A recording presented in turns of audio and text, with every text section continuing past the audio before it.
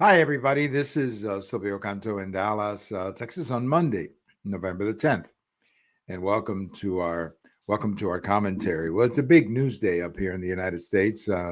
Lots of stuff related to the shutdown, and we'll get into that in a minute. I just wanted to remind you that I have a post over at the American Thinker today talking about the situation in Mexico and something that seems to have it's becoming quite common now in Mexico, as well as the violence that you're seeing in some of the rural areas. Something that is becoming quite a problem, and that is extortion, where a lot of the criminal elements are using extortion to gain advantage from the farmers as well as some of the politicians. So it's just another problem. It doesn't really affect, for example, a tourist. You're never going to see that.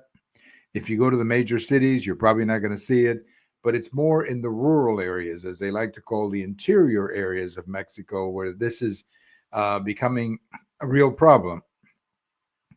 And it's putting a lot of pressure on President Sheinbaum.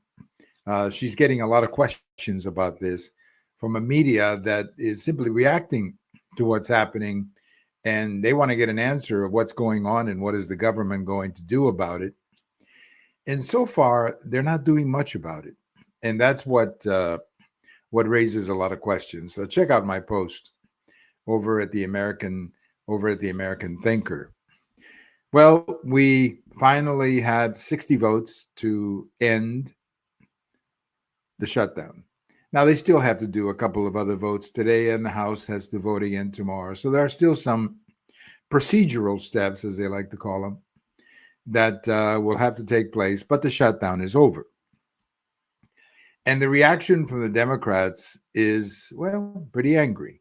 They don't understand why as they like to say, why their leadership just caved in. Why did they just give up? And part of the problem, and some Democrats don't really want to understand this, is that the Democrat leadership really didn't have a lot of options here. I mean, they basically had two options. We keep it closed, and we keep creating all this irritation in the country, particularly at the airports, and with Thanksgiving coming up. Or we give in and hope to do better when we negotiate with the Republican leadership. And neither option is very pretty. Neither option is going to get them a lot. But I think that ending it and negotiating or continuing negotiations was just a little bit better for them. Not for their base. Their base is furious.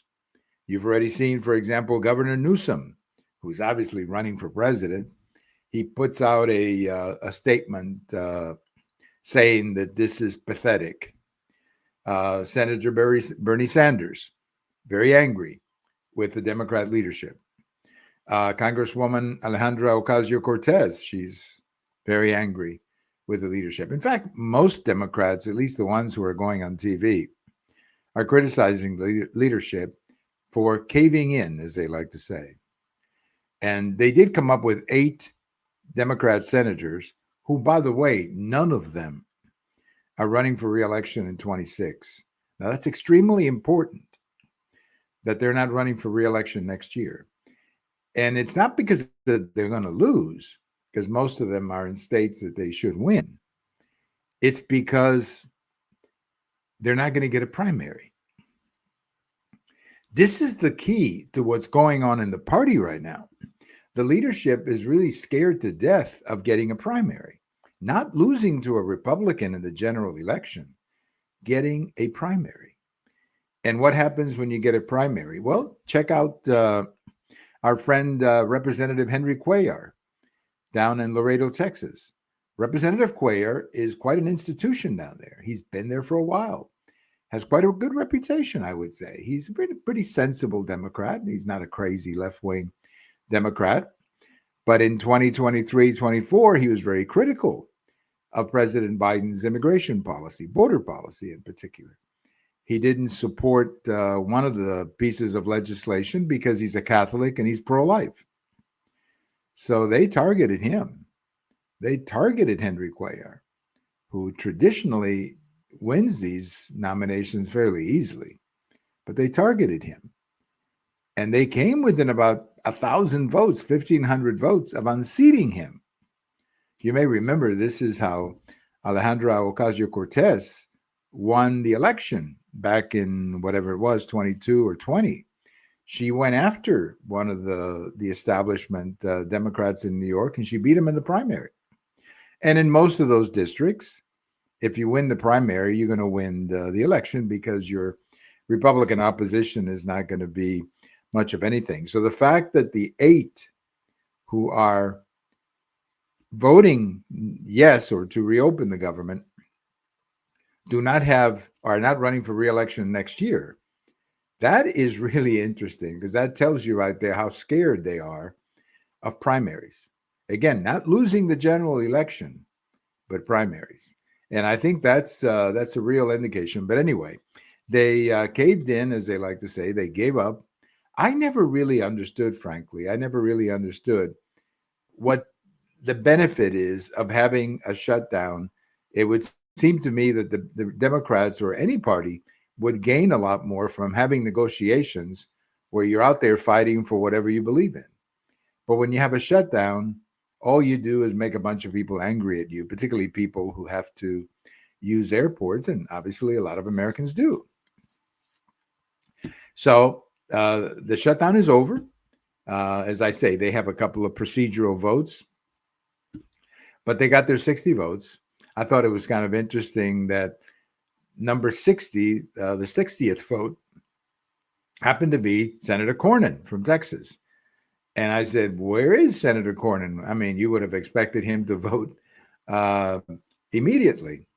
I guess he was flying to Washington, and they had to pick him up at the airport and get him through the traffic and bring him to the Senate. And there he was, Senator Cornyn, casting the 60th vote to reopen the government. I thought that was interesting that it happened that way. But now, after they pass all of this, and everything should be finished by the end of the week, maybe sooner, then, the paychecks will flow, the food stamps will happen, and then we can have a negotiation about the big things. I thought it was tremendous of the Republicans not caving in on the Obamacare subsidies. I thought that was very important for them not to do that. Let's negotiate about the Obamacare subsidies, because I think with Obamacare, we're going to have to do a lot more than just extend subsidies. I think you got to take a look at that program and see how it can be fixed. Because as it stands right now, Obamacare is not working. And I think it's about time that we deal with that. So that's a win right there for the Republicans. But I think most of all, what the Republicans did was to teach a big lesson in negotiating. That the person who usually wins in negotiations is the one who's more disciplined and sticks to a plan. And that's what happened here. I mean, they were throwing all kinds of things at Speaker Johnson and all kinds of things at Majority Leader Toon, and they stuck to their plan. They said, no, we're not going to do anything until you open the government. And that's, in fact, what happened. So all kinds of calls against Senator Schumer. They want him fired. Look, with all due respect to the people who want Senator Schumer fired or dismissed, there isn't really anybody else who could have done any better, because the Democrats really didn't have any options here other than, make the shutdown go longer. And that would have really, really upset people, because you've got Thanksgiving coming up. You got Christmas coming up. A lot of people travel. There's a lot of business travel, too, that happens at the end of the year. So anyway, I think the Democrats were smart in shutting this thing down and stopping this. Their base doesn't believe that, but I think that was a smarter thing to do. And, the one thing that I can assure you is that there's a lot of people out there, a lot of people in the Democrat Party thinking primaries in 2026. And you're going to see a lot of primaries in 2026 because, that base of the Democrat Party, what we saw up in New York City, Mandani, they're not happy where things are. They are not happy at all. And you better believe it. They're not happy. And they're going to primary many of these candidates. Now, again, as I said before, the lucky ones, these 8 who ran for or who voted to end it, they're not up for primary in 26. So I guess you'll have to wait till 28. But by then, of course, there'll be all kinds of things going on. Anyway, Governor Newsom was in Texas this weekend doing a little campaigning. I think it's obvious that he's getting ready to run for president. I thought it was interesting that on the day that I read he was here, and I've got a post about this coming out tomorrow, on the day that I read he was here, gas lines are starting to happen in California. They're starting to run out of gasoline, and gas lines are happening up in California because, you know, the refineries are not putting out enough gasoline, and obviously there's a lot of demand for gasoline in cities like LA and all and like that, where people use their cars quite a bit. So, you know, gas lines are coming to California, at least according to that article. And I've got a post about this coming out tomorrow. But let me leave you today with a birthday greetings. Let me say happy 250 to the U.S. Marines. The U.S. Marines were formed in 1775, and today they celebrate 250 years. So the great Marines are 250 years, and that's a good thing. That's a good thing to celebrate. The U.S. Marines are a very good thing to celebrate. Have a great day, everybody. It's a little chilly here in North Texas. I'm wearing a sweater because it's chilly here today. So if you're going out, I guess it's not so bad in the evening or afternoon, but this morning it was like 32, I think. This morning it was cold out there and chilly and cold. I guess winter's here. Maybe we'll put it that way. Have a great day, everybody. This is Silvio Canto in Dallas.